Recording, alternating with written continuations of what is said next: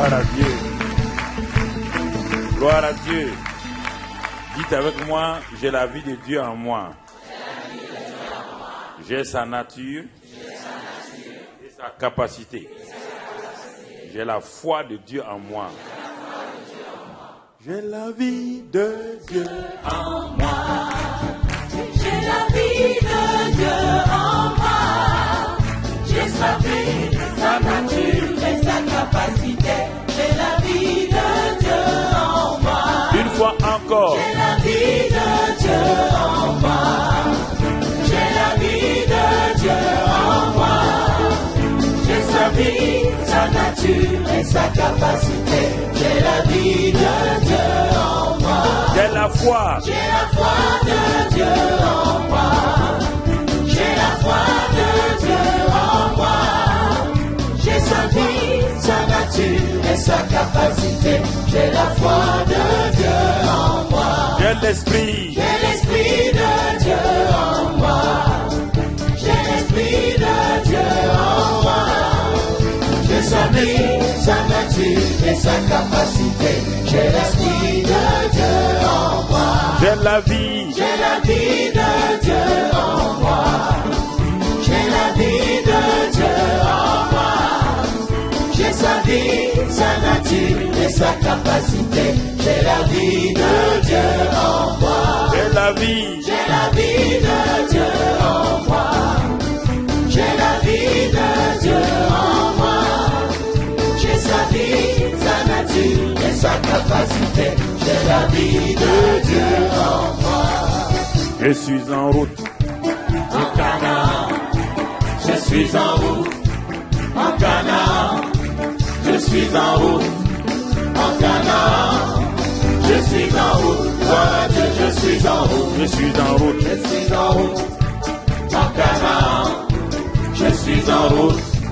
En Canaan, je suis en route. En Canaan, je suis en route. Gloire à Dieu, je suis en route. Dis-lui. Si tu ne viens pas, si tu ne viens pas, Ne me retiens pas. Si tu ne viens pas, ne me retiens pas. Si tu ne viens pas, ne me retiens pas. Je suis en route. Gloire à Dieu, je suis en route. si tu ne viens, Si tu ne viens pas, ne me retiens pas. Si tu ne viens pas, ne me retiens pas. Si tu ne viens pas, ne me retiens pas. Je suis en route. Gloire à Dieu, je suis en route. je suis en route. En Canaan, je suis en route. En Canaan, je suis en route. En Canaan, je suis en route. Gloire à Dieu, je suis en route. Si tu ne viens pas, Ne me retiens pas. Si tu ne viens pas, ne me retiens pas. Si tu ne viens pas, ne me retiens pas. Je suis en route. Gloire à Dieu, je suis en route. la joie du Seigneur est Et ma force, la joie du Seigneur est ma force. La joie du Seigneur est ma force. La joie du Seigneur est ma force. Si tu veux cette joie, il te faut danser. Si tu veux cette joie, il te faut danser. Si tu veux cette joie, il te faut danser. La joie du Seigneur est ma force. La joie du Seigneur Et ma force, la joie du Seigneur est ma force. La joie du Seigneur est ma force. La joie du Seigneur est ma force. Si tu veux cette joie, il te faut crier. Si tu veux cette joie, il te faut crier. Si tu veux cette joie, il te faut crier. La joie du Seigneur est ma force. La joie du Seigneur Et ma force, la joie du Seigneur est ma force. La joie du Seigneur est ma force. La joie du Seigneur est ma force. libéré, il m'a libéré, libéré. Oui, j'ai la victoire, libéré du pouvoir de son péché. Gloire à Jésus qui m'a vraiment libéré. Libéré, il m'a libéré, libéré, j'ai la victoire, libéré du péché et de son pouvoir. Gloire à Dieu qui m'a vraiment libéré. La joie du Seigneur est ma force. La joie du Seigneur est ma force. La joie du Seigneur est ma force. La joie du Seigneur est ma force. La joie du Seigneur est ma force. La joie du Seigneur est ma force. La joie du Seigneur est ma force. La joie du Seigneur est ma force. Si tu veux cette joie, il te faut louer. Si tu veux cette joie, il te faut louer. Si tu veux cette joie, il te faut louer. La joie du Seigneur est ma force. La joie du Seigneur est ma force. La joie du Seigneur est ma force. La joie du Seigneur est ma force. La joie du Seigneur est ma force. La joie du Seigneur est ma force. La joie du Seigneur est ma force. La joie du Seigneur est ma force. La joie du Seigneur est ma force. Amen. Gloire à Dieu. Que le Seigneur vous bénisse. Que le Seigneur dans sa grâce. Voilà, asseyez-vous dans sa présence. Nous sommes à la deuxième session du culte dominical. Nous rendons grâce à Dieu pour la première session. Nous louons le Seigneur pour tous ses bienfaits et nous rendons grâce à Dieu. Nous allons voir ce matin, après avoir écouté tout ce que nous avons écouté cette semaine-là, il est bon de nous arrêter pour voir, puisque certains se posent la question, tout cela, comment ça va se faire, comment cela va se dérouler. Alors ce matin, je vais essayer de débroussailler un peu un terrain dont j'avais parlé l'année passée. J'avais soulevé ça un peu, c'est-à-dire la coexistence de la foi et de l'incrédulité chez le chrétien. Quel drame! La coexistence de la foi et de l'incrédulité chez le croyant. Voici un drame qui se trouve dans l'Église de Christ aujourd'hui. Comment réellement discerner? Parce que je vois déjà les gens qui se posent la question. Les gens croient que la foi exclut l'incrédulité. Ils croient que parce que j'ai la foi, il n'y a pas d'incrédulité. D'où vient la foi et d'où vient l'incrédulité? Il faut d'abord savoir ça. La foi est liée à Dieu et à sa parole. L'incrédulité est liée non pas seulement à Satan, mais liée à notre chair, est liée aux circonstances, est liée à notre environnement. Donc, tant qu'on sera dans la chair sur cette terre-là, on a la foi. Mais tout de suite, il y a des événements, des circonstances qui attaquent nos 5 sens et qui amènent l'incrédulité. Comme Jean-Baptiste et Jésus. C'est un exemple, mais Jean-Baptiste n'est pas le négatif, ce n'est pas l'incrédulité. Mais je vais vous montrer simplement le principe. Comme Jean-Baptiste et Jésus. Jean-Baptiste était le numéro 1 de la scène spirituelle en Égypte, la scène religieuse. Tout le monde se référait à lui. Tout le monde allait à lui. Et quand Jésus a apparu, tout doucement, Jean-Baptiste a dit, il a appliqué ce système-là, les deux ne peuvent pas être ensemble. Parce que Jean-Baptiste était, en quelque sorte, la fin de tout ce qu'on appelle la loi. Il était le représentant authentique de la loi. Jésus était l'homme de transition.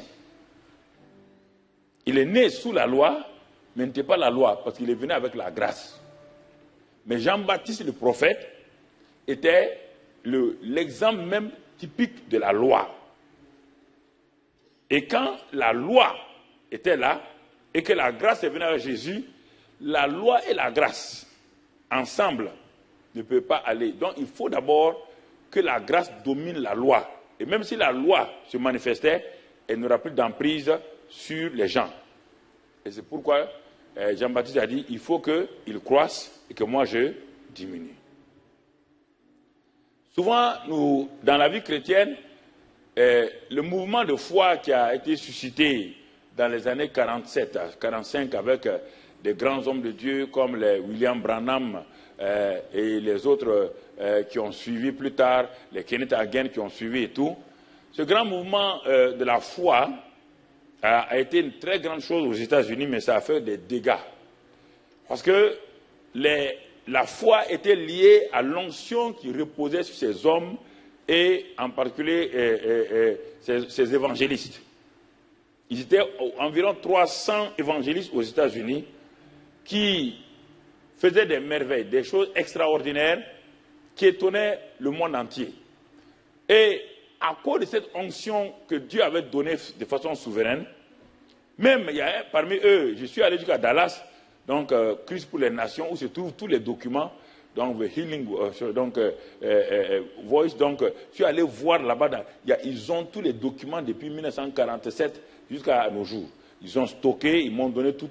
Je voulais savoir comment ils ont évolué et comment se fait-il que ce mouvement a disparu d'un seul coup. Je suis tout à intrigué de savoir que quelque chose apparaît, comme une étoile filante, elle disparaît. Pourquoi les choses de Dieu ne semblent pas durer? Je voulais savoir quelle en était la cause réelle. Pourquoi cela? Ne jugez pas les choses comme ça légèrement et ne posez pas un jugement sur les choses. Sinon, vous allez être un juge alors que vous n'avez pas été établi juge. Quand j'ai pris les documents qu'on m'a donnés en stock, j'ai amené ça au Burkina, je me suis assis dans ma chambre, j'ai lu tous les magazines, c'était des magazines, celui-là, les témoignages, comment ces grands évangélistes, les Jacques Coé, les A.A. Allen, donc tous ces grands évangélistes-là, certains venaient. Il y a un ancien, il venait simplement, il venait, il commençait à danser, et les gens se repentaient, les gens venaient tomber à terre et se repentaient de leurs péchés. Ils n'avaient même pas commencé à prêcher. Les guérisons se faisaient. Les chaises roulantes, on alliait les chaises roulantes. Quand Jacques Coé, ce jeune homme-là, de 28 ans, quand il levait la main, les paralytiques sortaient des chaises comme ça, là. Comme des petits pains. Quand Allen venait, on amenait des cancéreux, des hôpitaux. Les cars des hôpitaux, les ambulances venaient dans les stades, sous les tentes, c'était les tentes à l'époque. Mais quand Allen venait, il y avait des guérisons extraordinaires. C'était la foi. Mais cette foi-là était soutenue par une onction que Dieu a donnée souverainement dans cette période-là. Et les gens n'ont jamais compris comment cette onction s'est engouffrée brusquement sur la scène spirituelle. Mais au fur et à mesure que les années passaient, ce mouvement a commencé à avoir des problèmes. Des scandales ont commencé à être découverts, des maladies terribles ont commencé, et la plupart d'entre eux ont fini rapidement malades. Il se pose la question, plusieurs sont allés voir Kenneth Hagin à l'époque, parce que la personne la plus équilibrée à l'époque, c'était Kenneth Hagin, et puis un autre là, Kenneth Hagin, qui était équilibré, qui utilisait la foi, mais en même temps qui utilisait la parole de Dieu et le Saint-Esprit pour s'asseoir de façon profonde. Alors il disait à Kenneth Hagin, on ne comprend pas, on a guéri des cancéreux, on a guéri toutes sortes, on a ouvert les yeux des aveugles, et nous sommes en train de mourir nous-mêmes des mêmes maladies que nous avons chassées. Qu'est-ce qui se passe? Kenneth Hagin dit, quand vous avez la foi, c'est ce que Dieu vous a donné pour avoir une relation avec lui et permettre de plonger votre main de l'invisible dans l'invisible pour manifester dans le visible. Mais cette foi-là et cette onction que vous avez pour guérir les malades, c'est pour les autres. Mais c'est la foi qui doit vous servir vous-même. Lorsque l'incrédulité vient contre vous, lorsque le doute vient contre vous, c'est de vous appuyer sur les Écritures dans un premier temps et ensuite de proclamer ces Écritures-là sur votre propre vie, sur votre propre cancer, sur votre propre maladie, et de demeurer ferme. Et en ce moment-là, la foi va se manifester. Votre onction ne peut pas vous guérir vous-même. C'est la foi en Christ, dans l'œuvre achevée de Christ, qui vous guérit. Et vous avez confondu l'onction que Dieu vous donne pour les autres avec la foi que vous devez utiliser pour vous-même. Et les 300 sont partis, il est resté seulement 5 ou 6 sur la scène, donc Kenneth Hagin, T.L. Osborne, Oral Roberts et les autres qui viennent, cette série-là vient de s'éteindre avec Osborne, donc l'année passée. Donc, Dieu est en train de lever et une nouvelle vague de gens que peut-être les gens ne font pas attention aux âges, les chiffres 40, les chiffres 50, Dieu est en train de lever donc une nouvelle, mais pour préparer donc l'Église à ce que l'Église puisse entrer dans l'âge donc de l'enlèvement. Je n'ai pas donné ni une date, ni une période, ni une année. Donc, il ne faut pas dire que parce que Karambé a dit que l'enlèvement aura lieu l'année prochaine. Il ne t'a pas dit ça, mon frère. Tout de suite, il vaut mieux prévoir qu'il guérit. Prévenir qu'il guérit. Donc, mais c'est pour dire, sans cette foi-là, il est difficile. Jésus a dit, quand je viendrai, trouverai la foi sur la terre, est-ce que je vais trouver la manifestation de la foi? La foi est déjà donnée. Mais est-ce que je vais la trouver qui va se manifester? Ça, c'est important que nous comprenions. Bon, l'Église aujourd'hui est dans sa dimension de léthargie. De très bons enseignements, de bonnes choses, mais ce qui fait la dynamique de l'Église, la peur a saisi l'Église, les chrétiens. Quand il parle de l'Église, il parle de l'Église universelle de Christ. La peur a saisi. Dieu n'a pas prévu dans ces temps de la fin-là des évangélistes qui sont des superstars. Non. C'est un mouvement d'ensemble que Dieu a prévu.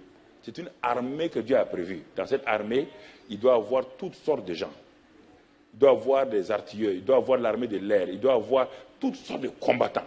Il doit avoir des officiers supérieurs, des officiers généraux. Il doit avoir la troupe. Mais tout cela équipé, entraîné pour envahir. Parce que Satan a ouvert les démons qu'il a gardés pour les temps de la fin, que vous voyez dans Éphésiens 6, les esprits méchants dans les lieux célestes.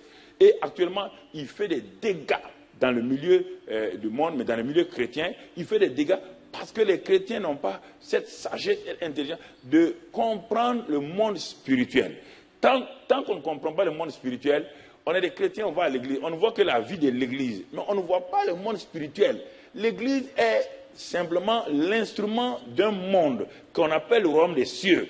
L'église n'est pas elle-même, c'est un instrument que Dieu utilise pour élever. Il dit que le monde attend la révélation des filles de Dieu. Les filles de Dieu, c'est qui? C'est l'église qui est majeure.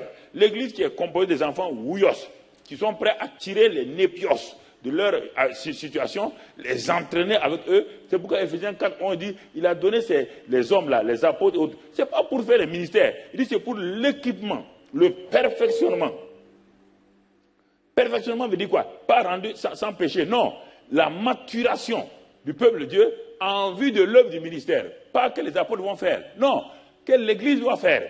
C'est l'Église qui doit faire l'œuvre du ministère. Pas, les hommes de Dieu sont là pour équiper. Ils sont eux-mêmes équipés, pour perfectionner, pour les aider à faire l'œuvre du ministère. Mais tout cela est basé sur ce qu'on appelle la foi. Et si cette foi-là ne fonctionne pas, on va vivre dans le naturel. De temps en temps, de façon souveraine, Dieu fait quelques clins d'œil. On voit guérison ici, on voit un miracle là, mais on n'est pas dans le fleuve. Alors que Jésus a dit, des fleuves d'eau vive, des fleuves, pas un fleuve, des fleuves d'eau vive doivent couler. Et les ossements desséchés doivent revenir, parce que Dieu veut une armée. Alors, si la foi n'est pas bien comprise, on a une croyance qui est bien, mais qui ne déclenche pas le surnaturel.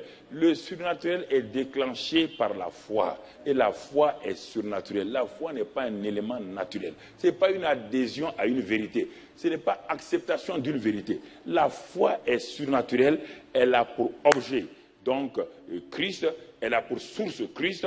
Elle est liée à Christ, car Christ en est l'auteur et l'accomplisseur. Il est dit qu'il est celui qui est accompli, qui est l'auteur et qui est l'accomplisseur. Et Christ est cette parole-là dont la foi vient. Et quand il y a ça, la foi est là, elle opère toujours. Elle manifeste le surnaturel. Elle vous aide à sortir de votre situation naturelle qui semble vous paralyser, et votre situation naturelle qui vous limite comme un donjon dans lequel vous êtes, une prison, et la foi vous amène à bouger ces choses-là et à sortir et à vous positionner. Et ça, c'est important.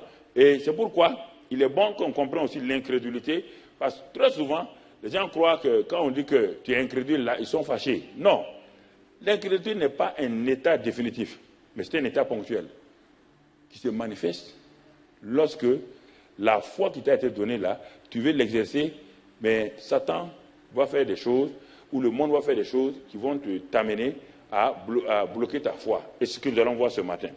Alors, Vous savez, si j'avais deux cordes ici, deux cordes de force égale, et je tiens une des cordes là, qu'on appelle la foi, et cette corde là est capable de me tirer pour aller de l'autre côté, et que si en même temps, j'avais de l'autre côté une autre corde dans l'autre main gauche, de la même force là, si je le prends en garde, je serais écartelé, parce que j'ai deux forces qui s'opposent et qui vont bloquer ma vie. D'un côté, la foi, de l'autre côté, l'incrédulité. Et ce qui fait que le chrétien ne bouge pas. Comprenez? Les deux sont liés à une force. Et c'est le chrétien qui est l'arbitre entre les deux. S'il lâche la corde de l'incrédulité, la foi va l'entraîner. Mais si il regarde, l'incrédulité est liée à ses sentiments. L'incrédulité est liée aux circonstances, aux réalités physiques qui sont là, qu'on ne peut pas nier. L'incrédulité est liée à des choses qui sont là. Ce n'est pas des choses illusoires. Non, c'est lié à ça. Mais la foi est liée aux choses invisibles, à Dieu lui-même, et l'angle de la foi est jeté, comme l'angle du bateau, est jeté au-delà, donc des limites de la terre, donc dans le ciel. En ce moment-là, quand le bateau est donc au port, et que l'angle du bateau est jeté sur le sol, quels que soient les vents, cet ancre-là tient le bateau solide. C'est ça la foi. C'est ça la foi. Alors, c'est étonnant, c'est incroyable, impossible. Je suis croyant. Je suis croyant. Je suis serviteur de Dieu. Je suis pasteur. Ah, mais qu'est-ce qui se passe? Pourquoi l'incrédulité montre son nez? D'où cela vient? Ne balayons pas ça du revers de la main. Ne disons pas non, frères et sœurs. La Bible est remplie de situations de l'Ancien Testament jusqu'au Nouveau Testament. La Bible est remplie de situations, de situations semblables. Et mettre ça du revers de la main de côté, c'est se tromper soi-même. Alors, l'Église doit avoir le courage de voir cette réalité et de chercher la solution adéquate à ce dilemme-là, la foi qui est confrontée à l'incrédulité. Et cette incrédulité surgit au moment où on ne s'attend pas. D'où elle vient-elle? Pourquoi elle vient? Et comment faire pour la vaincre? Ce que nous allons voir ce matin, pas à pas. Alors c'est pourquoi, écoutez attentivement quelques expressions pour que vous compreniez. Dans Marc 9, verset 24. Marc 9, verset 24. Je ne vais pas lire tous les versets, mais c'est simplement voici un cri. Il est dit aussitôt, le père de l'enfant s'écria, je crois, viens au secours de mon incrédulité. Première déclaration. Vous voyez un homme qui croit. Il croit, c'est pourquoi il est venu vers Jésus et ses disciples. Il croit à la délivrance. Il croit à la guérison. Écoutez-moi très bien. Il faut écouter ce matin pour écouter attentivement. Aucun homme de Dieu ne peut rien faire au-delà de votre propre foi. L'homme est venu à Jésus, à ses disciples. Les disciples n'ont pu rien faire. Jésus est face à lui maintenant.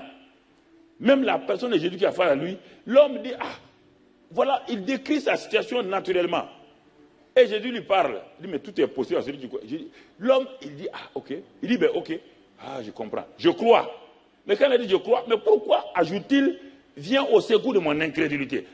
Il faut t'asseoir pour que le Saint-Esprit t'explique ça. Comment quelqu'un peut croire et il dit qu'il a une incrédulité? Ça veut dire qu'au moment où il croyait, l'incrédulité est venue comme une vague. Alors, l'incrédulité est venue sur ce croyant-là qui croit que Jésus est capable en même temps que l'incrédulité s'est levée comme une vague contre lui. Deuxième verset qu'on va lire, Hébreux 3, verset 16. Hébreux 3, verset 16.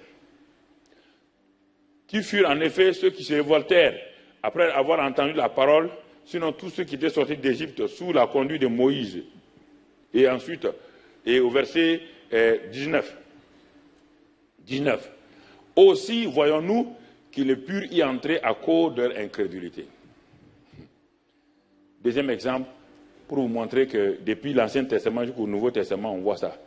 Israël a vu la puissance de Dieu contre Pharaon. Ils ont vu toutes sortes de miracles. Toutes sortes de miracles. Et c'est par ces miracles-là qu'ils sont sortis. Et le dernier miracle, c'est le miracle de la Sainte Seine, appliqué. Exode 12. du sang de l'agneau appliqué sur les linteaux des portes, sur les poteaux, et ils ont mangé la chair et l'herbe amère. Ils ont vu tout cela, et ça a fait que Pharaon et son armée ont été mis en déroute dans la mer Rouge. Donc ils avaient tout.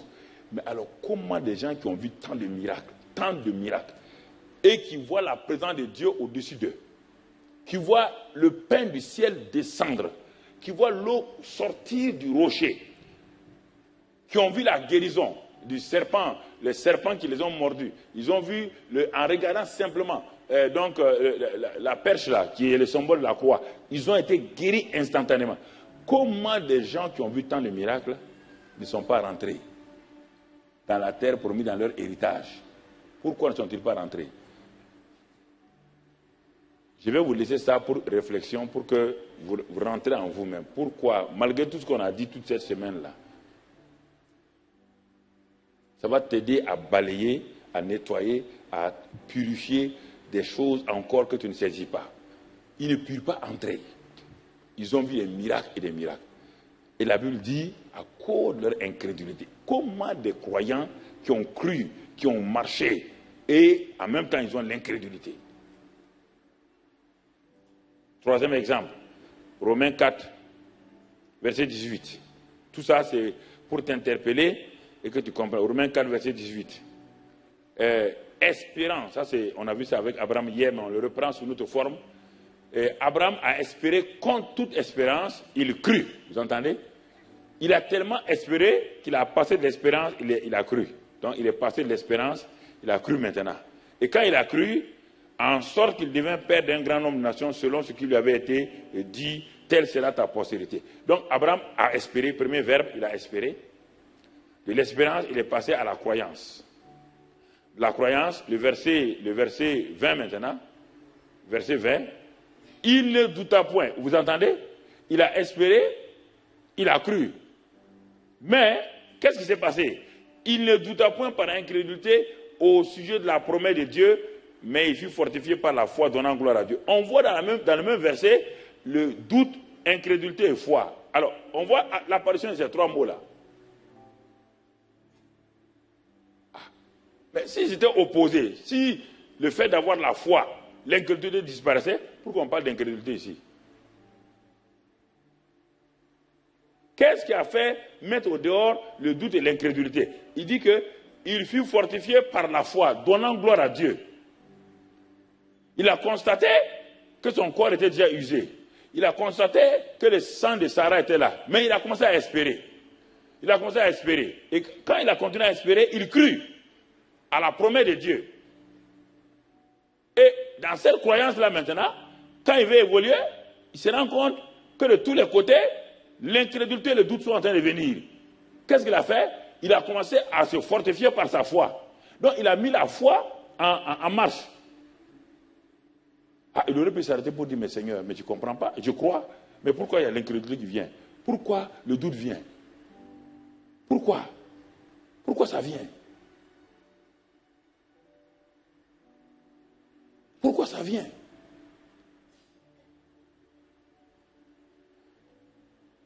Parce que tant que tu ne vas pas mettre en pratique la parole de Dieu, tu ne comprends pas ce dont je parle là. Tu vas croire que tu as la foi.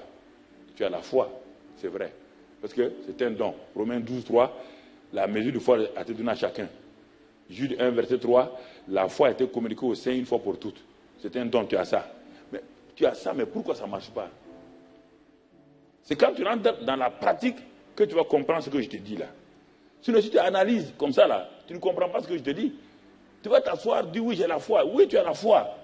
Mais pourquoi elle ne t'apporte pas ce dont tu as besoin régulièrement?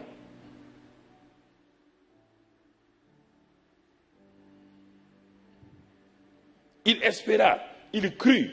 Et le doute et l'incrédulité sont présentés. Il a dit au doute et à l'incrédulité, non.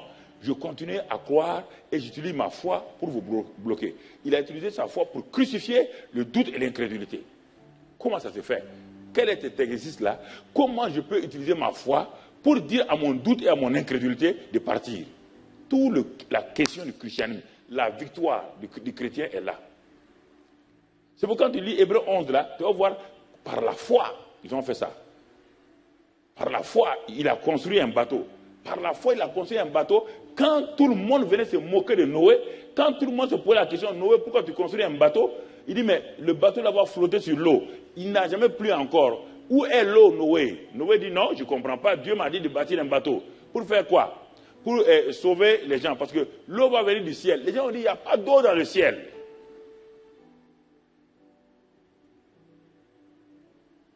C'est pourquoi je vous ai dit l'autre jour que la foi est une folie. Ce n'est pas pour les gens qui ne veulent pas perdre leur renommée. Hein. Non. Tu ne peux pas perdre ta renommée. Si tu as une grande renommée, bon, ok, reste là-bas. Mais la foi ne va pas effleurer ta maison. Donc nous comprenons. Dernier verset pour nous faire réfléchir, Matthieu 17, 17. Matthieu 17, 17. C'est étonnant, Seigneur. Comment Jésus peut s'arrêter? L'homme qui est doux là, qui est doux comme moi-même. Ah! Hein? Il dit, race incrédule et perverse, répondit Jésus. Tu parles aux Samaritains, Seigneur? Non. Tu es en train de parler aux Philistins? Non. Tu parles à qui? Tu es en train de s'adresser à qui? Mes 12 disciples. Ah non. Mais ils t'ont suivi? Oui.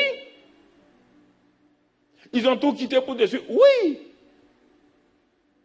Mais comment peux-tu leur dire qu'ils sont une race d'incrédules et perverses? Comment tu peux dire ça, Seigneur?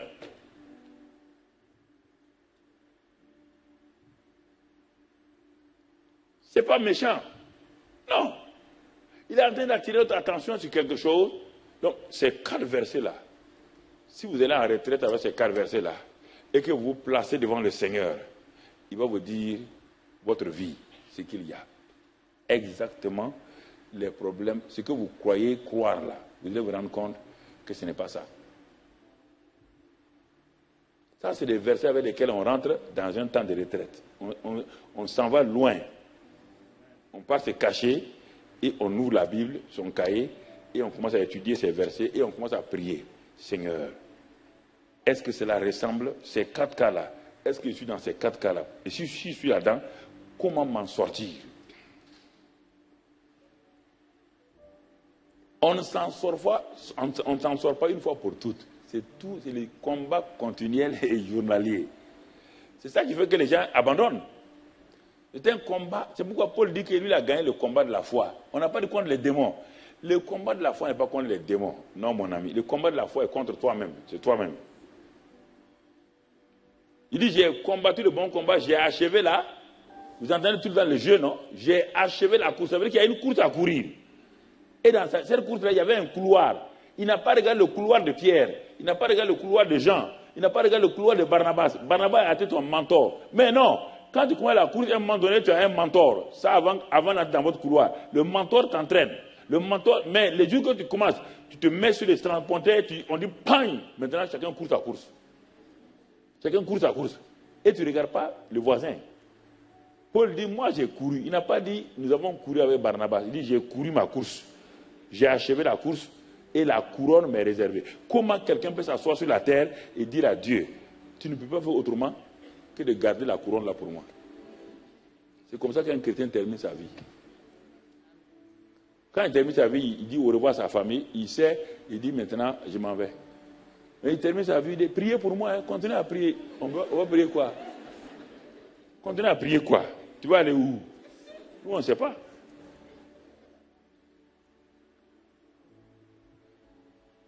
Je voudrais que vous réfléchissiez sérieusement pour voir. Vous êtes des très bons chrétiens, vous avancez, mais ce qui vous bloque, c'est ça là. Et c'est ce qui fait que qu'aujourd'hui, les gens se sont positionnés dans le christianisme et qui font des dégâts.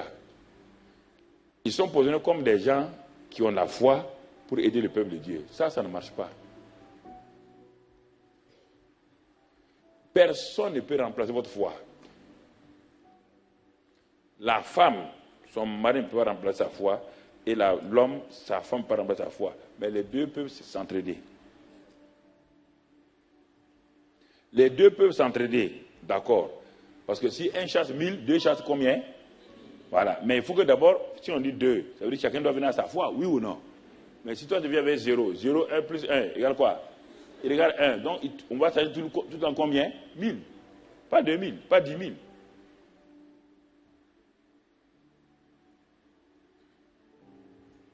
Alors, on va tout juste faire une étude de cas, j'aime ça beaucoup.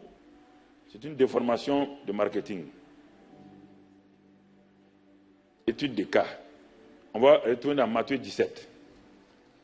J'ai parlé de ça la dernière fois, mais je n'ai pas développé, mais je voudrais m'arrêter aujourd'hui de développer. Matthieu 17, verset 19-20. 19-20. Alors, les disciples s'approchèrent de Jésus et lui dirent, en particulier, c'est-à-dire en secret, quand ils avaient honte de parler ça en public, parce que c'est pas bon. En particulier, pourquoi n'avons-nous pu chasser ce démon? Jésus répond, la réponse de Jésus, c'est à cause de votre incrédulité, leur dit Jésus. La réponse est simple. Ne va pas aller vite avec jeûne et prière là. Laisse, on va arriver. Tu as trop gêné. Même ton démon de migraine n'est pas parti. Le petit démon qui te fatigue derrière toi là n'est pas parti encore. Pas besoin de gêner. Tu as déjà l'autorité sur les démons. Même ceux qui n'étaient pas nés de nouveau avaient l'autorité sur les démons. Faut pas vous... On dit ce démon. Pourquoi ce démon-là? Quand on dit ce démon-là, on ne parle pas de la force de ce démon-là. Tu vois, voilà. On ne parle pas de la... Il n'y a pas un démon qui est fort. Si Satan, je peux bloquer Satan et ses démons. Satan est la force supérieure négative. Si cette force supérieure, je peux résister à cette force-là, chasser. Comment un petit démon peut-il résister? On parle de quoi? Ce genre de démons-là, il fait quoi? Il y a des démons qui sont des acteurs de théâtre. Tu comprends ce que ça veut dire? Ce sont des bons acteurs. Quand ils viennent quelque part, tout de suite, ils remplissent l'endroit là. Tout le monde, ils attirent votre attention. C'est de ce genre de démon qu'on parle. Ce n'est pas sa puissance.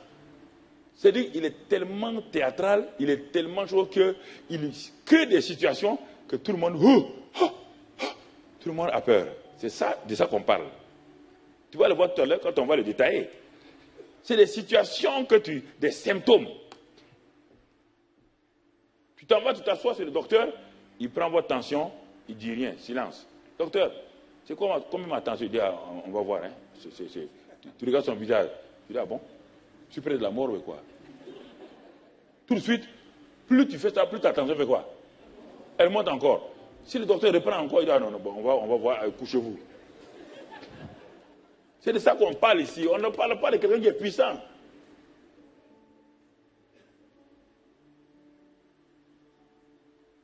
Ça fait plus de 6000 ans que Satan connaît l'homme. Oui ou non? Il a pu faire tomber un homme qui était sans péché. Il l'a regardé. Il a regardé sa femme. Il a examiné. Il a tourné. La Bible dit qu'il est en train de rôder autour pour savoir comment le faire tomber. Oui ou non? Il a rôdé autour du jardin d'Éden pendant longtemps. Je ne sais pas combien de temps. Jusqu'à ce qu'il découvre Adam, qui est Ève. Et il est venu. Et il est venu. C'est de ça qu'on parle. On ne parle pas de la puissance d'un démon.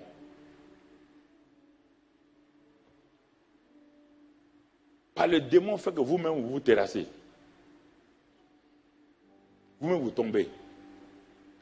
Alors, on voit ici, ces disciples-là, ce sont des croyants, ce ne sont pas des incroyants.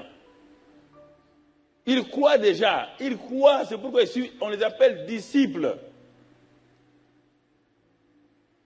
Ils croient, tu es un disciple de Jésus, tu crois. Ce n'est pas des choses négatives qu'on parle seulement. Écoutez, quand vous écoutez un message de ce genre-là, enlevez tous les écouteurs négatifs là. Écoutez pour voir ce qu'on est en train de dire pour t'aider. Il ne faut pas tout de suite être négatif. Il y a des gens qui sont négatifs, dès qu'on parle de ça, incrédulité ne veut pas dire que tu es négatif. Non. Ils croient déjà. Et deuxièmement, ils ont reçu l'autorité, on va lire dans Luc 9, ils ont déjà reçu l'autorité de chasser les démons. Luc 9, verset 1. Jésus ayant assemblé les 12, leur donnant force et pouvoir sur quelques démons.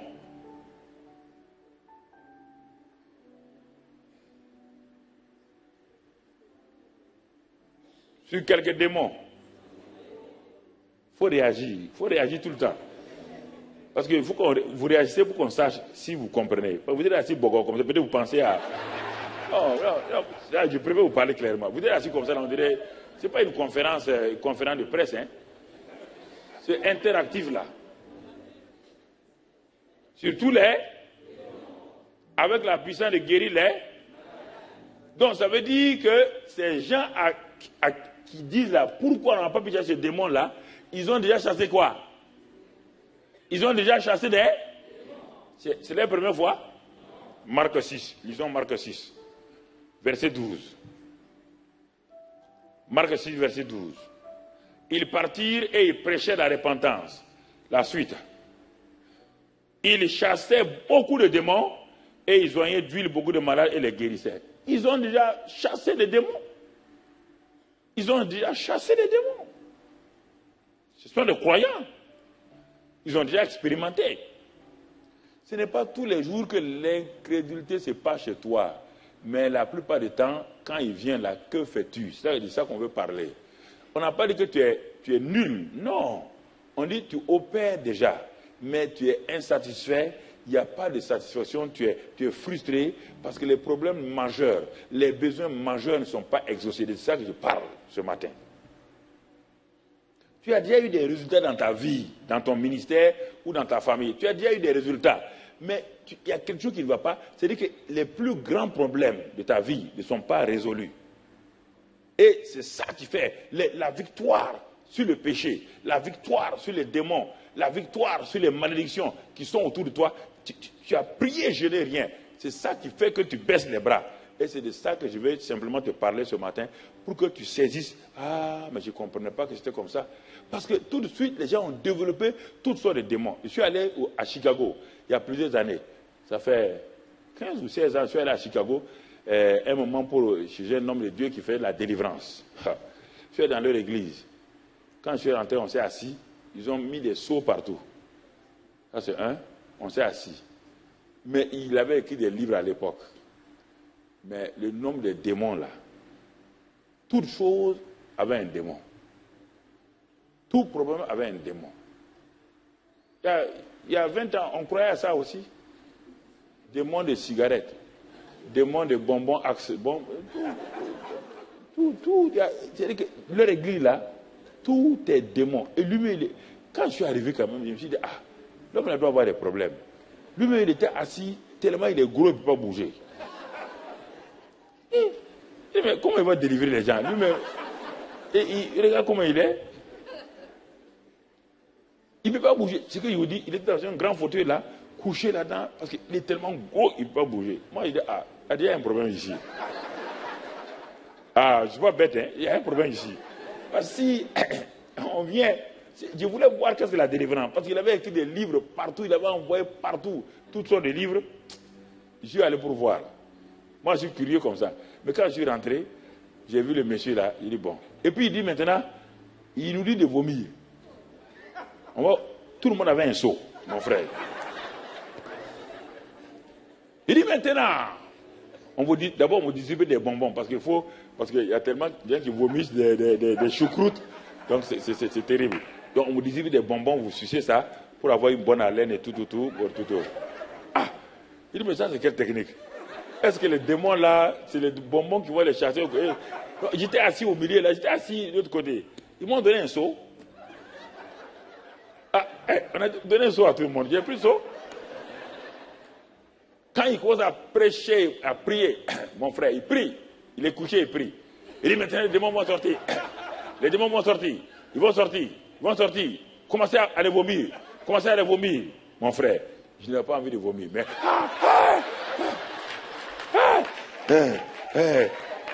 mais heureusement qu'aucun de mes chrétiens était là-bas.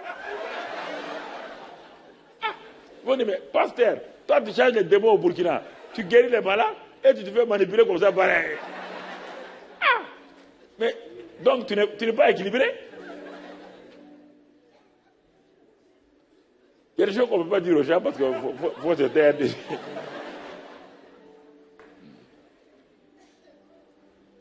On a vomi force. Tes intestins là montent seulement. Wow. Ah, on a dit de vomir. Il faut vomir. Le démon, quel démon, je ne sais pas. Il faut vomir. Oh, les gens ont vomi, hein. On dit les démons sortent maintenant. Ça sort. Et puis on veut mettre. Il y a des gens, ils ont des mouchoirs. Ils viennent mettre. Et quand tu vomis là, on met la main sur le dos, non? Pour t'aider. On dit oui, allez-y. Go, go, go. Now, now, now, now, now. C'est en train de sortir. Or, ton intestin qui est en train de sortir. Ce n'est pas le démon. Tu n'as pas mangé le matin. C'est que tu vomis là. C'est l'intestin qui est en train de sortir. Quand moi j'ai échappé à ça, j'ai dit Seigneur, merci. Quand je suis revenu au Burkina, j'ai pris tous les livres là, j'ai mis de côté. Ah, ça c'est quel livre? Vous comprenez? Il y a des choses comme cela. Donc, vous voyez, il y a des cas qui sont semblables et on a des difficultés, on s'engouffre dans des choses et on se trouve maintenant en plein. Et c'est ça qui se passe dans le monde aujourd'hui. Les gens ont inventé des démons partout. Des démons partout. Les démons générationnels. S'il y a un démon, écoutez, non, il faut qu'on soit logique. S'il y a un démon générationnel, je ne dis pas non, hein, moi je ne suis pas au courant de l'histoire, donc je ne peux pas dire non. S'il y a un démon générationnel, les démons là, on doit les charger jusqu'à qui? On doit les charger jusqu'à qui? C'est ton grand-père qui a amené ce démon là. C'est ton grand-père qui a à Lumumbashi, qui a fait tomber l'humanité. Le démon générationnel est lié à qui? À Adam. C'est le premier homme, non? Celui qui avait tombé tout le monde. Alors si on doit briser ton démon, on doit t'amener jusqu'à Adam. Ah, c'est le premier homme? C'est lui qui est tombé? C'est pas ton grand-père? C'est pas ton ancêtre? Ton ancêtre a fait qu'amplifier la chute d'Adam. Donc on doit d'abord te ramener jusqu'à qui? On doit te ramener et t'identifier à Adam. C'est ça que Christ a fait. Il t'a ramené et t'a identifié à qui? À Adam, le premier Adam, puisqu'il est le dernier Adam. Il est venu s'identifier au Adam. Il a terminé avec les Adam. Tu comprends? Maintenant, le démon n'est pas bête. Qu'est-ce qu'il sait? Il sait que toi, tu as vécu longtemps sous la mentalité des malédictions générationnelles autres là. Lui, c'était un metteur en théâtre, donc un metteur en scène. Il organise les scènes là, il manifeste, il fait des choses.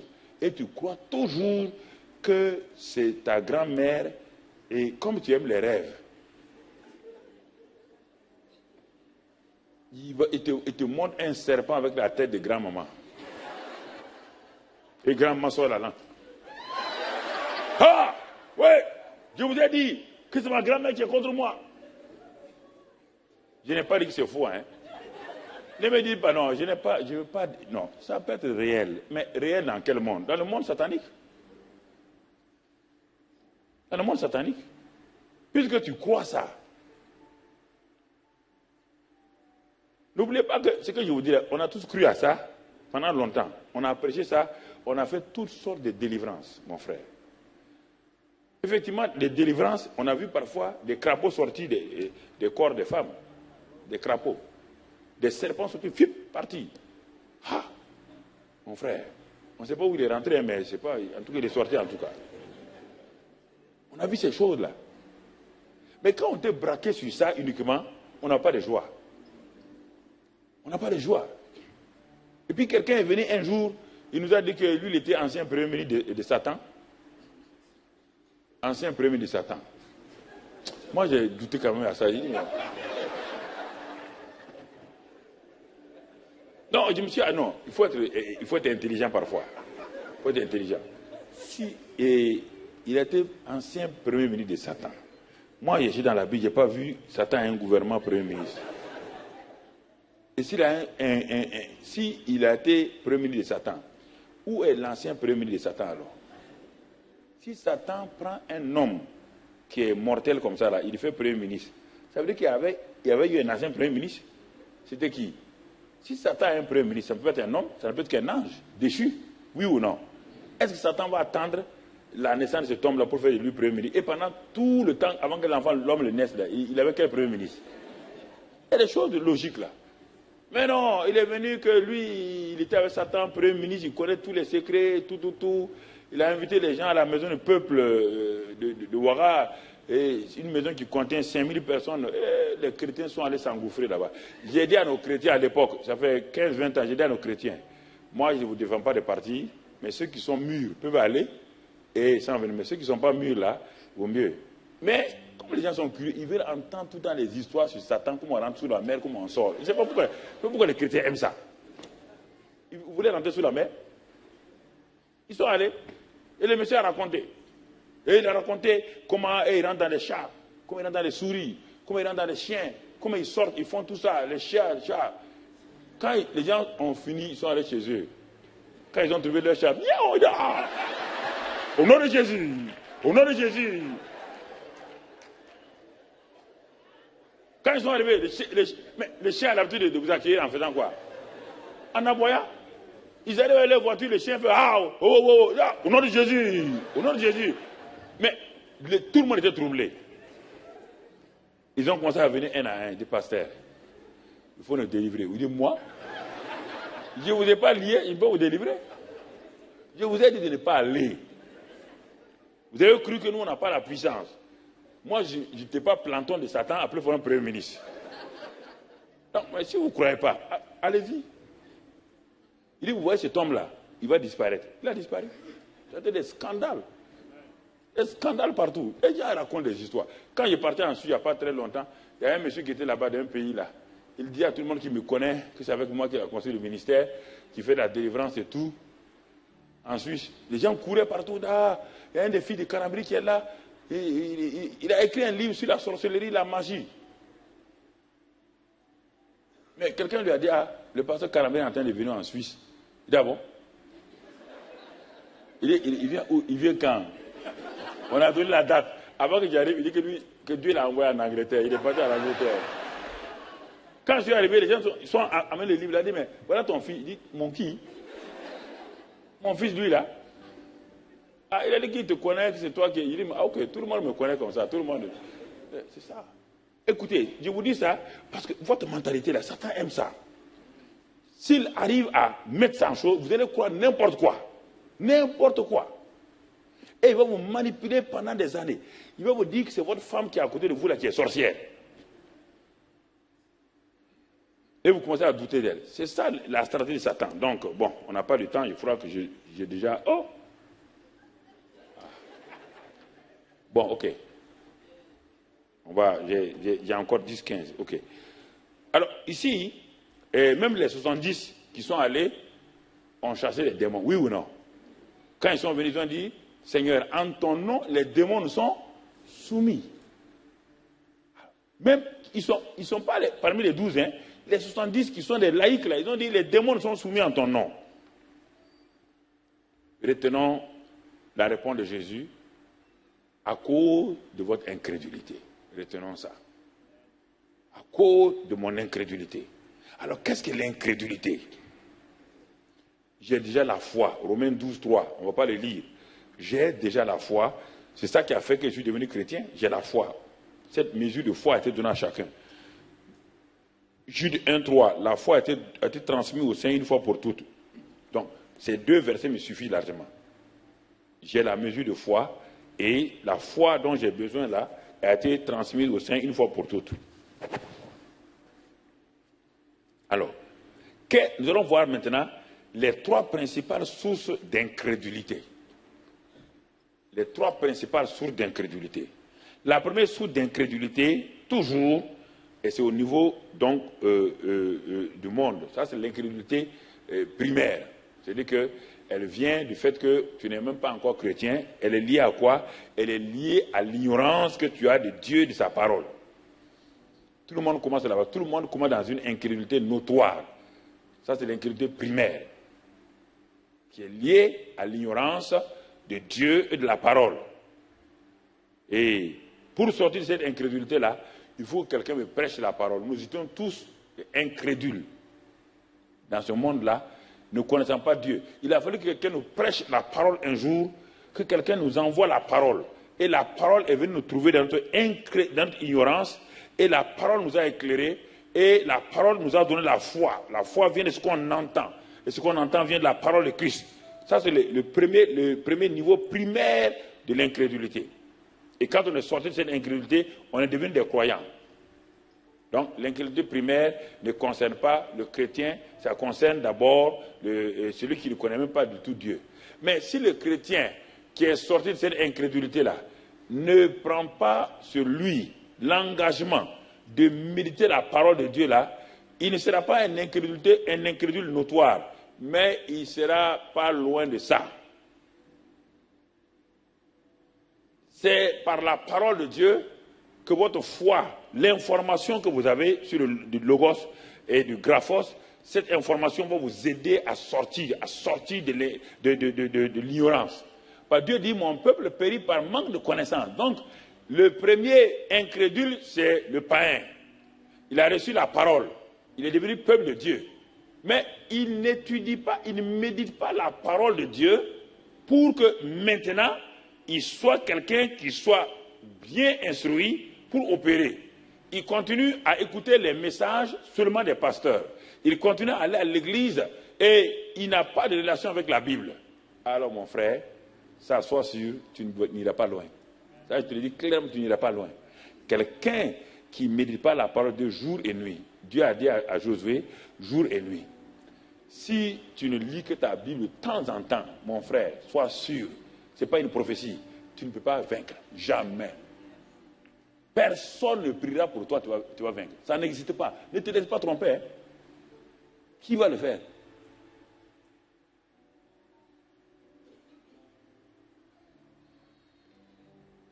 Il y a combien de jours tu as touché à ta Bible? Il y a combien de jours tu t'es nourri? Puisque la Bible, Jésus dit que la parole de Dieu est un genre de nourriture. Mais pour qui? Si la nourriture que tu manges, déjà, quand ta femme ne prépare le plat de midi, tu es déjà fâché contre elle. Pourquoi tu ne te fâches pas quand tu ne lis pas la Bible toi-même? Fâche-toi contre toi. Tu ne te nourris pas. Comment ton esprit intérieur, celui qui connaît Dieu là, comment va-t-il connaître Dieu si ton esprit est ignorant? Comment va-t-il combattre Satan si ton esprit est ignorant? On ne combat pas Satan avec ses muscles. Satan n'a pas de muscles. Jésus dit, l'homme ne vivra pas de pain seulement. Ça, c'est le corps. Mais l'homme vivra de toute parole qui sort de la bouche de Dieu. L'homme, quel homme? L'homme spirituel. L'homme dans son esprit vit de la parole. Mais si tu ne médites pas la parole, comment tu peux avoir le succès? Et c'est ça qui est le drame. Je vois, je dis, mais comment un chrétien qui ne médite pas la parole, il va être vainqueur comment? Sur quoi tu vas te prier? Sur quelle base tu vas prier? Sur quelle base? Quel est ton fondement? La deuxième incrédulité, en dehors de l'incrédulité primaire, bon, on peut lire Proverbe 4, 20, hein, et regarde, tu vas noter ça, Proverbe 4, 20, 22, on va le lire simplement, Proverbe 4, 20, 22. Il dit, mon fils, sois attentif à mes paroles. Prête l'oreille à mon discours. Qu'il ne s'éloigne pas de tes yeux. Garde-les dans le fond de ton cœur et regarde le résultat, car c'est la vie pour ceux qui les trouvent, c'est la santé pour tout leur corps. Je n'ai pas besoin de quelqu'un d'autre. Dieu me dit à moi, si je suis attentif à ces paroles, attentif, pas la prédication, hein, la parole de Dieu, je suis attentif à ça, je prête toute mon attention à ça, quand je la médite. Je prête l'oreille maintenant, quand quelqu'un est en train de me parler, la prédication. Mon attention est déjà fixée sur la parole, en la méditant. Maintenant, je vais à l'église.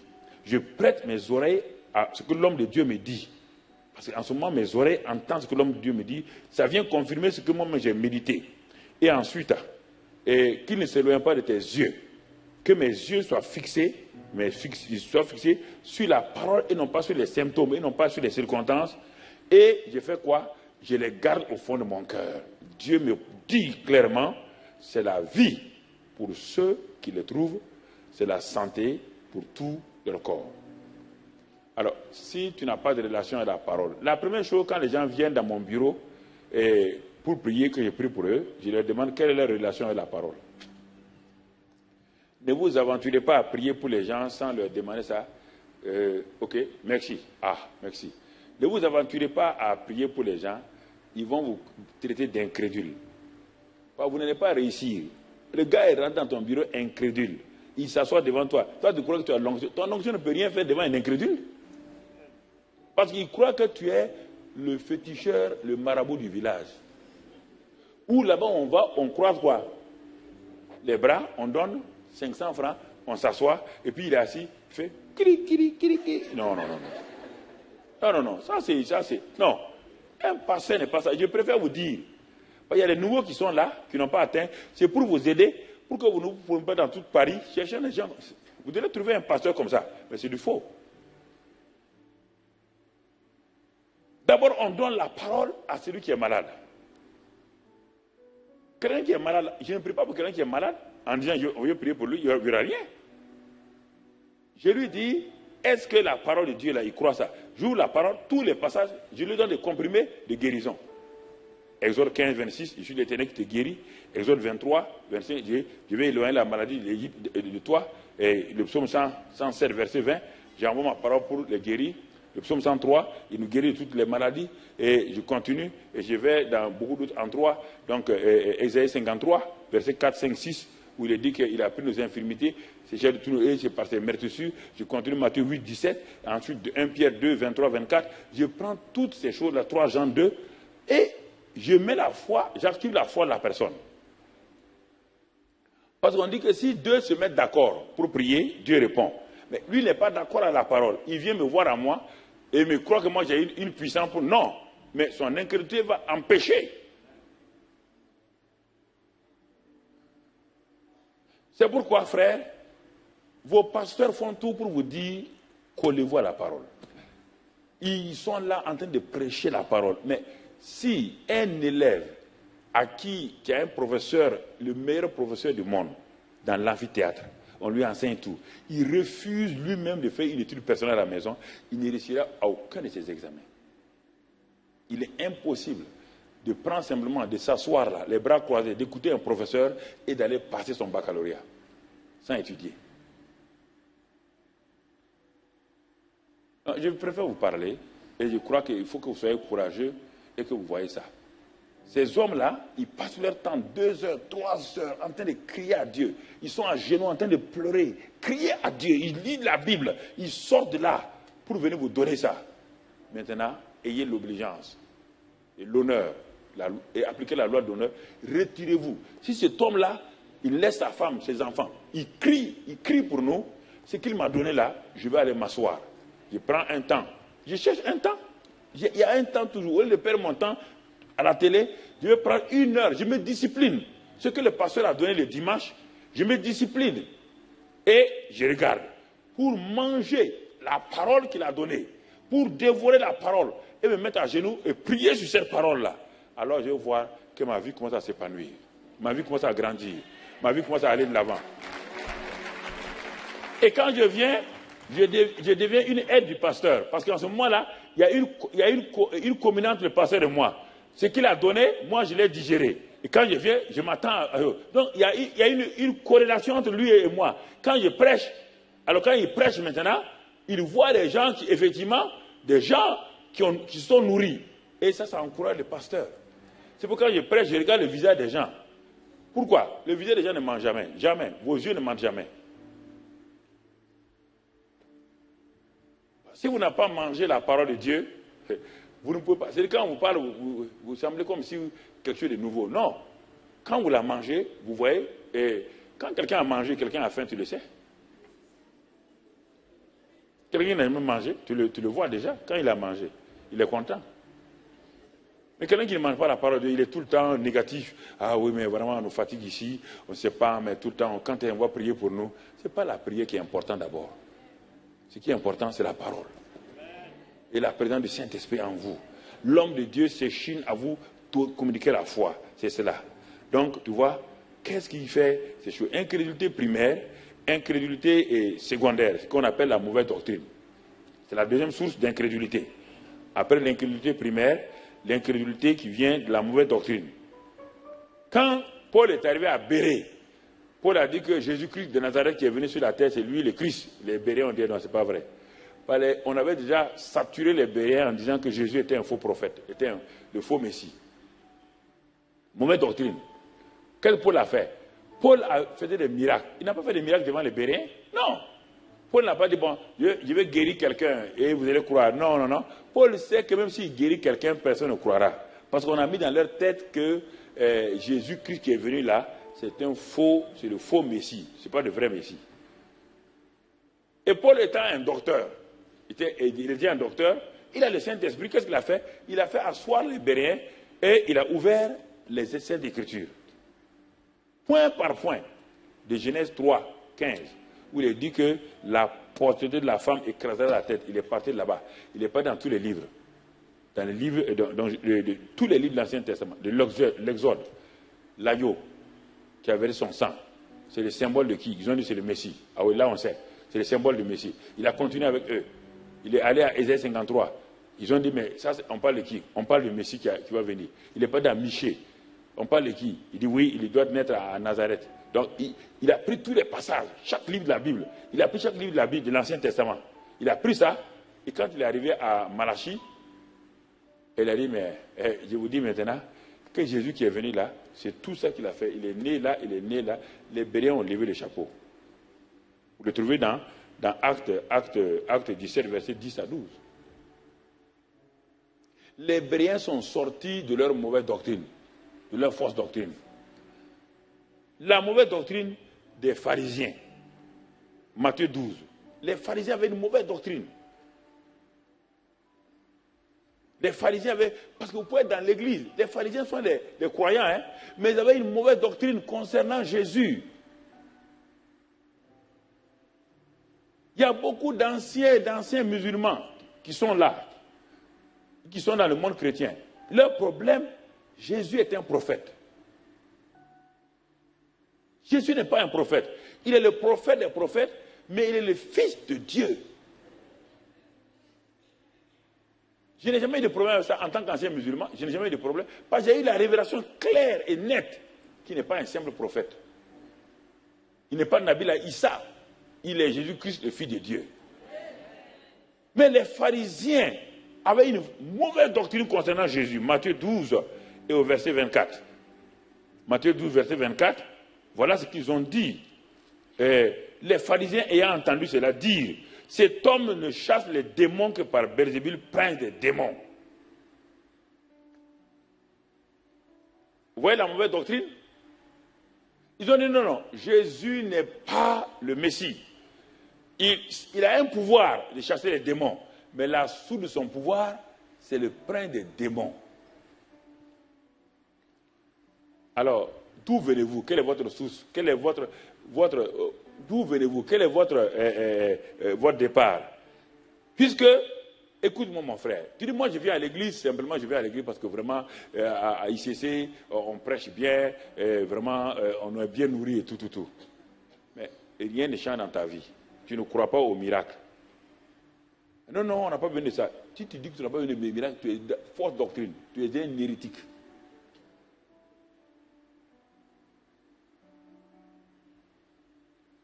Le Dieu des miracles n'est pas... Si tu ne crois pas ça, tu es un hérétique. Il faut que je te dise la vérité. Il faut changer ça. C'est pourquoi ta vie... Parce que la nouvelle naissance, c'est le premier miracle. Comment toi, un pécheur chronique, tu peux dire que tu es fils de Dieu aujourd'hui? Qui t'a dit ça? Qui t'a dit? C'est plus difficile d'être une nouvelle création que de croire au miracle. Le premier des miracles, si Dieu n'est pas le Dieu des miracles aujourd'hui, s'il est le Dieu des miracles du passé, ça veut dire qu'il n'y a que ceux qui sont dans la Bible qui ont été sauvés. Donc il n'y a pas de salut aujourd'hui, parce que le Dieu des miracles ne fait plus de miracles, et la nouvelle naissance est un miracle. Donc il n'y a pas de miracle de la nouvelle naissance. Il n'y a pas de nouvelle création. Donc nous sommes des faux témoins. Donc tous les livres qu'on a écrits sur la nouvelle création, et tout est faux.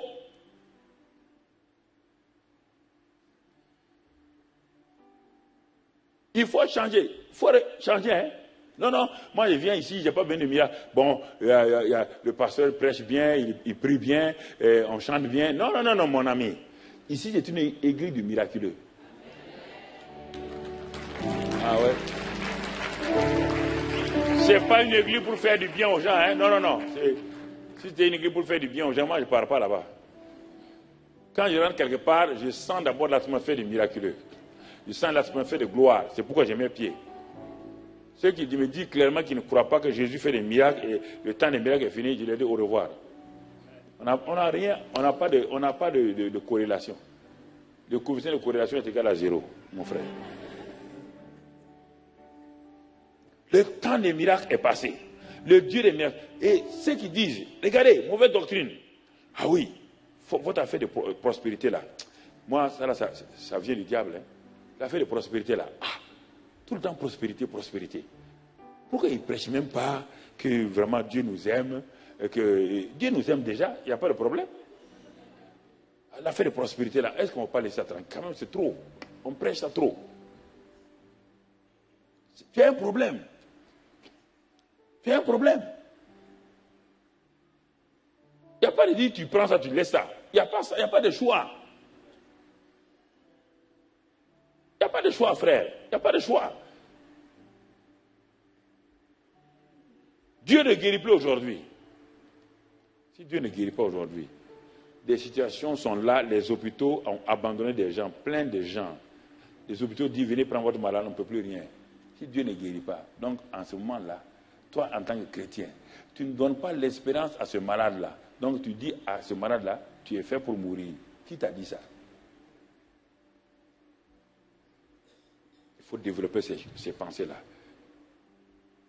Vous voyez? C'est l'un des premiers objectifs de Satan, de créer dans les chrétiens cette mentalité que Dieu ne fait plus de miracles, ou bien s'il y a des miracles, ce n'est pas pour nous. C'est pour les saints et c'est pour les pasteurs. Ce n'est pas pour nous. La Bible dit, vous serez mes témoins quand le Saint-Esprit viendra sur vous et la puissance de Dieu vient sur vous.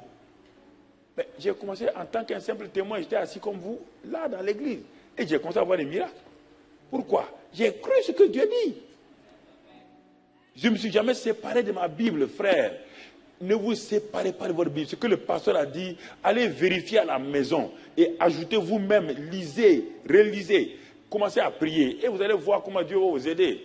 Et vous allez faciliter le travail des pasteurs. Quand vous rentrez ici, ce sont des croyants remplis de zèle, de foi qui rentrent ici. Tout de suite là, le pasteur quand il prêche, il voit qu'il y a une onction spéciale de foi qui se manifeste. Mais si les gens ne croient pas, dès qu'il vient, dès qu'il envoie la parole, c'est comme un boomerang, ça revient sur lui. On peut le sentir comme cela.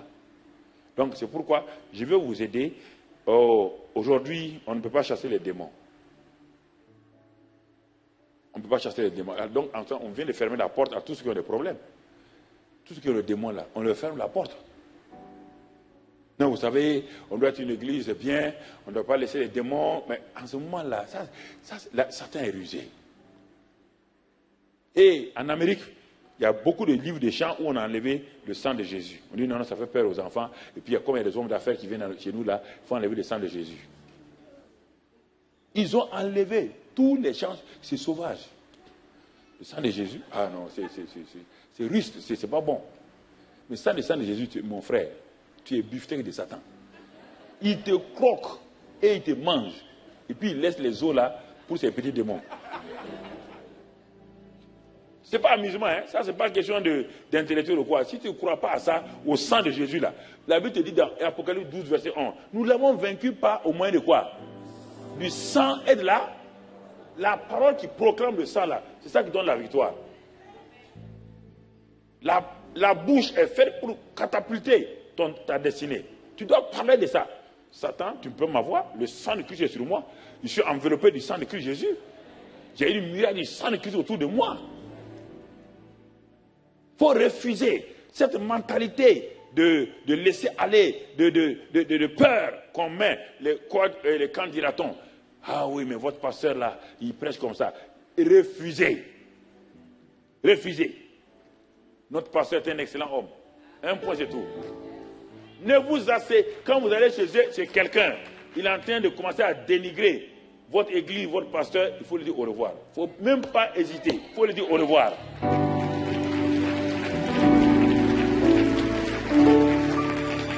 Écoutez-moi, vous partez causez et vous laissez les gens vous empoisonner, vous venez ici, qu'est-ce que vous allez recevoir de votre pasteur?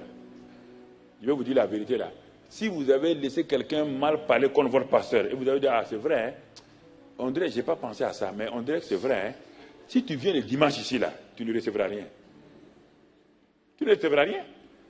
Toi, tu laisses quelqu'un et parler contre ton pasteur, et tu viens dimanche encore. Tu viens pour faire quoi? Il y a des choses que je vais vous dire face à face. C'est ça, tout ça qui bloque ta foi. C'est ça, tout ça qui fait que tu es incrédule. Quand le pasteur va, tu as déjà bloqué le pasteur, tu as dit que Dieu ne fait pas de miracles, que le pasteur, bon, tu n'es pas sûr qu'il est ici. Maintenant, le pasteur dit un jour, bon, on va prier pour les malades. Tu as déjà condamné le pasteur qui ne peut pas prier pour les malades. Et pourtant, tu viens quand même. Tu viens chercher quoi? Dès qu'il pose la main sur toi, c'est maladie que tu amènes. La Sainte Seine, c'est la même chose. Tu ne crois pas au miracle. Tu ne crois pas au miracle, la guérison. Alors que la Sainte Seine apporte la guérison, la délivrance. Et toi, tu ne crois pas au miracle. Et tu viens prendre la Sainte Seine. La Bible dit que, Paul dit, ça a causé beaucoup sont malades et plusieurs même sont morts. Pourquoi? Ils n'ont pas discerné le corps. 2 fois. Le corps est le corps physique. Ils n'ont pas discerné le corps physique de Jésus qui est mort à la croix de Calvaire. Ils n'ont pas discerné le corps spirituel. Et c'est pourquoi, quand ils prennent la Sainte Seine là, ils prennent ça comme quelque chose au hasard. Alors que la Sainte Seine, c'est le plus grand miracle. Quand je viens, je suis malade, quand je prends le pain, je prends la coupe, oh, je suis content. Jésus a dit, faites ceci en mémoire de moi. Ça veut dire que le corps qui a été brisé pour mes péchés, brisé pour mes maladies, est ici. Toutes mes maladies sont ici. Je mange ça et je dis, je m'approprie la guérison. Je prends le sang et je bois, je m'approprie la vie, car la vie est dans le sang. Et je commence à remercier Dieu. Je commence à remercier Dieu. C'est ça. Dieu nous a donné tellement d'opportunités pour recevoir des choses. Tellement de choses. Mais nous nous sommes focalisés sur une seule chose, ce que nous croyons. Tout ce qui n'est pas pratiqué, vous ne pouvez pas le voir se manifester. Il y a tellement de trésors déposés en vous. Vous savez, il y a quelques années en arrière, quand j'ai commencé à vous fréquenter dans votre caverne d'Ali Baba là-bas, même malgré la caverne là, j'ai vu que Dieu avait quelque chose d'important pour vous. Il y a un dépôt qui est en vous, frère. Il y a un dépôt qui est en vous, sœur. Vous ne vous imaginez pas. C'est-à-dire que quand je voyage, je m'en vais en Amérique, je m'en vais au Canada, je vais aller tout à l'heure, bientôt, j'ai une conférence au Texas et puis ensuite Atlanta pour les églises là-bas. Mais quand je m'en vais et quand je viens, quand je vous vois, je vous regarde, je dis mais il ne se rend même pas compte de ce qu'ils ont. Vous avez un dépôt que vous avez en vous, que vous avez enfoui et vous voulez avoir toujours. Vous voulez avoir pour faire quoi? Ce que vous avez là, sortez, mettez-le en pratique seulement. Un peu. Et vous allez voir. Ne vous habituez pas à ce que le pasteur vous donne tous les dimanches un nouveau message. Ça, c'est un grand danger pour une église. Non. Digérez ce qu'il y a. Ce que le pasteur vous a donné toute l'année sur l'héritage là. Si vous vous asseyez, vous allez voir qu'il n'y a rien de nouveau qu'on vous a dit cette semaine-là. Il vous a déjà dit tout ça sur plusieurs formes. Cette semaine, on est venu faire du sport intensif. C'est ça qu'on est venu faire simplement. Pour confirmer. Mais si vous vous asseyez vous-même, vous sortez ça, vous allez être émerveillé, mais c'est pas possible, mais on a déjà réussi ça. Mais tu n'as jamais sorti ça pour montrer aux gens. Tu n'as jamais sorti ça pour dire au diable, mais attention, regarde-moi, je suis un champion là. Celui qui est en moi est plus grand que celui qui est au dehors. Tu n'as pas parlé, frère. Et la troisième source d'incrédulité, qu'on va voir, c'est la plus importante. C'est l'incrédulité liée à la chair, aux 5 sens. Et l'arme principale, c'est la peur. La peur. Marc 9, verset 20-24. Marc 9, verset 20 à 24. Marc 9, verset 20 à 24. Rapidement. Jésus dit d'amener l'enfant. On le lui amena et aussitôt que l'enfant vit Jésus, quand l'enfant avait Jésus, l'esprit l'agita avec violence, il tomba par terre et se roulait en écumant. Jésus demanda au Père, combien y a-t-il de temps que cela lui arrive? Depuis son enfant, répondit-il. Et souvent, l'esprit l'a jeté dans le feu, dans l'eau, pour le faire périr. Mais si tu peux quelque chose, viens à notre secours. Aie compassion de nous. Jésus lui dit, si tu peux, tout est possible à celui qui croit. Et c'est en ce moment qu'il a, aussitôt le père de l'enfant s'écria, je crois, viens au secours de mon incrédulité. Voici maintenant. Mais qu'est-ce qui s'est passé? Pourquoi Jésus a dit à ses disciples, c'est à cause de votre incrédulité? Quelle est cette incrédulité-là? On a vu, première incrédulité, l'ignorance. Deuxième, les mauvaises doctrines. Donc ce n'est ni l'ignorance, ni la mauvaise doctrine. Les disciples n'étaient pas dans ça. Ils n'étaient pas dans l'ignorance, ils n'étaient pas dans la mauvaise doctrine. Quelle est donc leur source d'incrédulité? C'est la peur. Je vous ai dit, ces démons-là, qu'est-ce qu'il a fait? Quand ils ont l'habitude de chasser les démons, ils disent, au nom de Jésus, les démons s'en vont.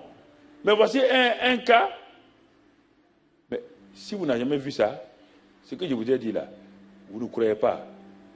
Dès que les démons ont vu les disciples et que les disciples ont commencé à chasser, qu'est-ce que le démon a fait? Il a fait tomber l'enfant. Sa langue est sortie. Ses yeux ont commencé à devenir gros comme ça. Les gens ont dit, hey, dis mon type, l'enfant est en train de mourir entre nos mains. Hein? Tout de suite. Une fois, j'étais à Abidjan, à l'hôtel Ivoire. On m'a amené, je faisais un truc à l'hôtel communal pour un pasteur. Et j'étais là, les gens ont demandé un rendez-vous, ils sont venus.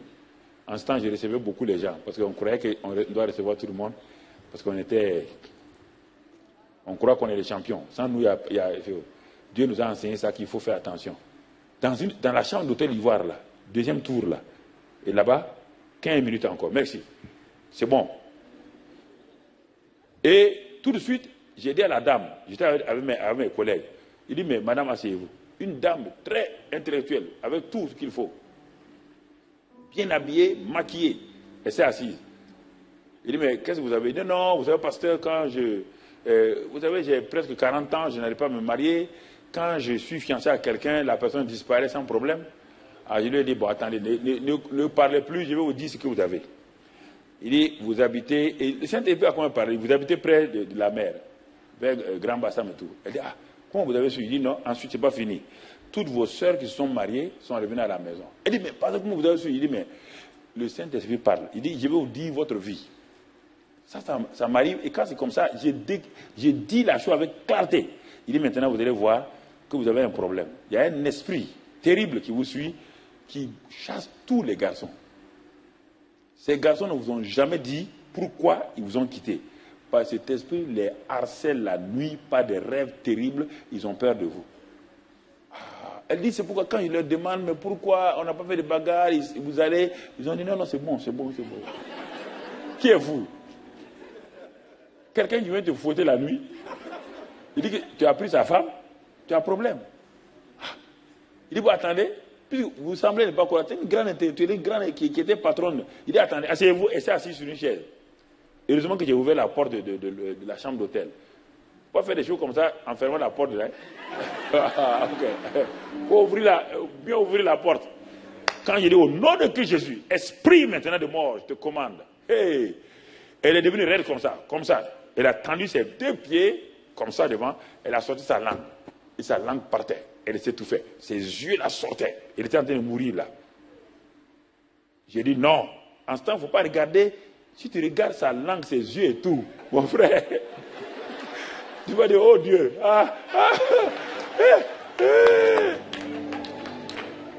Mais si tu n'es pas habitué, c'est ce que tu vas faire? Non, je n'ai pas regardé. Comme j'ai déjà vu plusieurs cas comme ça, je suis habitué. J'ai dit non, je te commande. Tu ne peux pas me flatter. Tu ne peux rien ici. Je t'ordonne de sortir. Et à ce moment-là, son ventre a fait, ça commence à grossir. Ça sortait. C'est ici, là, sa gorge. C'est ça. Quand il a fait ça, elle est tombée comme ça. Il dit, c'est pas fini, madame. C'est pas fini. Il y a un autre esprit. 9 démons sont sortis. Quand c'est fini, tout son maquillage est devenu comme la peinture de Rembrandt. C'est devenu un tableau qu'on peut vendre à des millions. Il y avait la peinture rouge ici, noire, tout. Elle me dit, mais, pasteur, j'avais tout ça. Il dit, mais vous avez tout ça, ouais. Dans une petite forme, oui, ils sont là, ils sont les esprits, ce n'est pas des hommes. Elle dit, ah bon? Il dit, mais ce soir, vous êtes où? Il dit, je suis à l'hôtel communal à Cocody. J'amène toutes mes soeurs. Il dit, il n'y a pas de problème, il faut les amener. Le soir, toutes ces soeurs sont venues, on a fait la délivrance. C'est la même chose ici. La même chose. Un jeune pasteur disait un jour que Dieu guérit les gens, Dieu fait ceci, Dieu fait cela. Dès qu'il a fini, il y a un monsieur qui a amené son enfant. Il dit, ah, pasteur, Dieu guérit les malades. Il dit, oui, il n'y a pas de problème, Dieu guérit les malades. Il dit, Dieu guérit les malades. Il dit, bon, voilà mon fils. Il n'avait pas vu, le jeune pasteur n'a pas vu encore. Quand il a enlevé les choses, l'enfant était comme ça. Il dit, pasteur, Dieu guérit encore. Il dit, oui, Dieu guérit. Il a posé les mains. Il priait autrement, à haute voix, hein, mais arrêté dans son cœur, il dit, au nom de Jésus, je commande. Mais dans son cœur, il dit, Seigneur, il ne faut pas me lâcher. Pas me lâcher. Il a prié, il y avait une boîte et puis tout. Il a prié. Il a dit, oh, quand il a fini, il a fait semblant comme dans la soeur. Il a dit, oh, papa là, n'aie pas peur, il faut aller. Il faut aller. Dieu est fort, Dieu agit. Et puis il est parti. 5 jours plus tard, il passe quelque part, il voit le père là, avec l'enfant. Le père l'appelle, hé pasteur, il a fait comme s'il n'a pas vu. Il a fait comme s'il n'a pas vu. Il a dit que Dieu guérit. Il a fait comme s'il n'a pas vu. Mais l'homme là a couru derrière lui. Il dit non, pasteur, non, c'est pour vous dire bonne nouvelle. Il dit à quoi? Il dit, mais quand on va prier là, quand on est parti à la maison, le lendemain seulement, tout a disparu. Alléluia, alléluia, alléluia, alléluia. Je vous avais dit, je vous ai dit que Dieu guérit. Dieu guérit.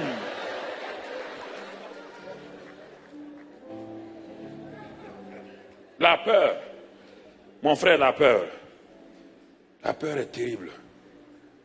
Dans Matthieu 14, verset 30, Pierre, quand Jésus dit à Pierre, viens, il dit, viens, Pierre, viens. Pierre est sorti de l'eau, il a posé les pieds. Jésus a dit de venir. Il regardait Jésus, il a posé notre pied. Quand il marchait pour aller, brusquement, son environnement, c'est ça la peur. Satan, c'est ça. C'était un manager de la peur. Il a commencé à envoyer des vents, des tempêtes. Pierre, quand il a regardé, il a eu peur. Qu'est-ce qu'il a fait? Il dit, viens à mon secours. Au fond. Jésus l'a enlevé, dit, homme de peu de foi. Pourquoi tu as douté? Satan est comme cela, frère. C'est ça qui crée l'incrédulité. L'incrédulité n'est pas en toi, mais ça se manifeste. Au moment où tu as besoin de manifester ta foi, l'incrédulité n'est pas loin. L'incrédulité n'est pas loin. C'est pas loin. Ma soeur, on a prié pour toi, hein? Tu es guéri. Oui, pasteur, oui, je crois, je suis guéri. Quand tu arrives à la maison, la fièvre monte. Quand on priait pour toi, c'était 37,5. C'était normal. Maintenant, c'est 39. Après, on dit c'est 40. Et puis, une cousine vient passer et dit que ma tante est morte hier de 40. Hein. Quand 40 seulement, elle est morte. Ah bon? Et toi, tu vas à 41. Hein? La peur. Satan, il crée la peur. Les symptômes de la maladie, l'opinion des gens, la mauvaise conscience, les péchés. Ça aussi, ça bloque. Une source d'incrédulité, la mauvaise conscience. Hébreux 10. Quand tu as une mauvaise conscience, ce n'est pas Dieu, c'est Satan qui paralyse. Parce que ton propre cœur te condamne. Si tu veux prier, si tu veux agir, ton propre cœur te condamne. Ce n'est pas difficile. Confesse tes péchés. 1 Jean 1,9 dit, confesse tes péchés, il est fidèle et juste pour te pardonner et pour te purifier de toute iniquité. Voilà les 3 sources d'incrédulité, les 3 sources principales. Disons 4 sources. La mauvaise conscience, la peur, qui est liée à tes 5 sens, et puis les symptômes de la maladie, l'opinion des autres. Ensuite, j'ai dit l'ignorance et aussi les mauvaises doctrines. Quand tu examines tout cela, quand tu vas arriver chez toi, tu vas comprendre. Alors, tu dois réduire l'incrédulité chaque jour et raffermir ta foi. Par quel moyen? Médite et murmure la parole de Dieu. Médite la parole de Dieu régulièrement. Médite la parole de Dieu et mets-la dans ta bouche. Parle. Ça, c'est un moyen pour réduire l'incrédulité et augmenter la foi. Deuxième moyen, développe la communion avec le Seigneur. C'est ça qui est dit dans Matthieu 17, 21, là, que tout le monde a appris. Jésus dit, ce genre de démons-là ne sort que par le jeûne et la prière. On n'a pas dit que le jeûne et la prière sont forts pour sortir les démons.